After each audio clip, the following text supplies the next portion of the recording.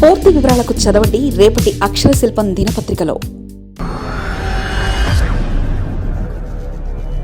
హమ్మయ్య, current shock లేనట్టే. ఆంధ్ర రాష్ట్ర ప్రజలకు ఊరట. విద్యుత్ ఛార్జీలు పెంచకూడదన్న ఏపీ ప్రభుత్వ నిర్ణయం పారిశ్రామిక రంగానికి కొత్త ఊపు.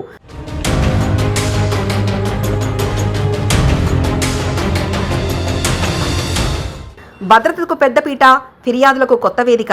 అటు 16,000 కోట్ల భారం ఏపీ ప్రభుత్వాలపైనే. ఆంధ్రప్రదేశ్ రాష్ట్రంలోని విద్యుత్ వినియోగదారులకు కూటమి ప్రభుత్వం తీపి కబురు అందించింది. సామాన్యుడిపై నయా పైసా భారం పడకుండా విద్యుత్ ఛార్జీల విషయంలో ప్రభుత్వం ఒక సంచలన నిర్ణయం తీసుకుంది. 2026-27 ఆర్థిక సంవత్సరానికి సంబంధించి విద్యుత్ ఛార్జీలను పెంచకూడదని, అదనపు భారాన్ని ప్రభుత్వమే భరించాలని నిర్ణయించింది. ఎన్నికల సమయంలో ఇచ్చిన హామీకి కట్టుబడి ప్రజలపై ట్రూ ఆఫ్ ఛార్జీల భారం మోపమని ముఖ్యమంత్రి నేతృత్వంలో ప్రభుత్వం స్పష్టం చేసింది. ఈ మేరకు విద్యుత్ నియంత్రణ మండలి ఈఆర్సీకి ప్రభుత్వం తన విధానాన్ని లిఖితపూర్వకంగా తెలియజేయడం రాజకీయంగా, సామాజికంగా పెద్ద చర్చకు దారితీసింది. రాష్ట్రంలోని విద్యుత్ పంపిణీ సంస్థలు డిస్కంలు 2026-27 సంవత్సరానికి సంబంధించి భారీ ఆదాయ లోటును ఎదుర్కొంటున్నారు. సుమారు 17,508.17 కోట్ల మేర లోటు ఉంటుందని డిస్కంలు ప్రతిపాదించాయి. దీనికి నిశితంగా పరిశీలించిన ఈఆర్సీ గత 2 ఏళ్ల ట్రూ ఆఫ్ విద్యుత్ కొనుగోలు సర్దుబాటు ఛార్జీలను పరిగణలోకి తీసుకుని 15,790.57 కోట్ల ఆదాయ లోటుకు మాత్రమే ఆమోదం తెలిపింది. సాధారణంగా ఇటువంటి లోటును వినియోగదారుల నుంచి ఛార్జీల రూపంలో వసూలు చేయడం ఆనవాయితీ. కానీ కూటమి ప్రభుత్వం మాత్రం ఈ 16,000 కోట్ల భారాన్ని తామే భరిస్తామని ముందుకు రావడం సామాన్యులకు బిగ్ రిలీఫ్ ఇచ్చింది. ప్రభుత్వం అధికారంలోకి వచ్చినప్పటి నుంచి విద్యుత్ భారం తగ్గించే దిశగా అడుగులు వేస్తుంది. ఏడాది ప్రారంభంలోనే 4,497.8 కోట్ల ట్రూ ఆఫ్ ఛార్జీలను ప్రభుత్వమే చెల్లించింది. గత 21 నెలల కాలంలో మొత్తం 20,288.46 కోట్ల భారాన్ని ప్రభుత్వం భుజాన వేసుకుంది.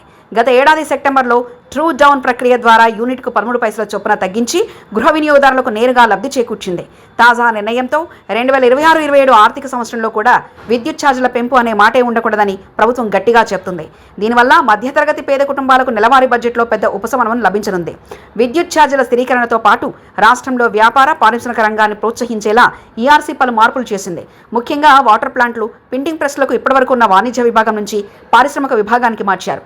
దీనివల్ల ఆయా సంస్థలకు విద్యుత్ ఛార్జీలు గణనీయంగా తగ్గే అవకాశం ఉంది.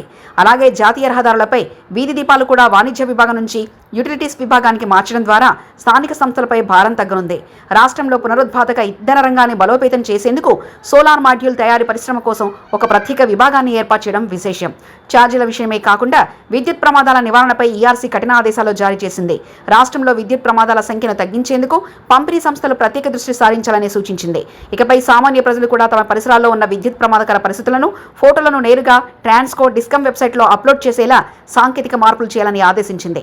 తద్వారా పారదర్శకత పెరగడమే కాకుండా తక్షణమే మరమ్మతులు చేపట్టే అవకాశం కలుగుతుంది. మొత్తానికి ఏపీ ప్రభుత్వం తీసుకున్న ఈ నిర్ణయాలు అటు సామాన్యులకు ఆర్థిక భరోసాను, ఇటు పారిశ్రామికవేత్తలకు ప్రోత్సాహాన్ని అందిస్తున్నాయి. మరిన్ని కథనాల కోసం సబ్స్క్రైబ్ చేసుకోండి మీ అక్షర శిల్పం. పూర్తి వివరాలకు చదవండి రేపటి అక్షర శిల్పం దినపత్రికలో.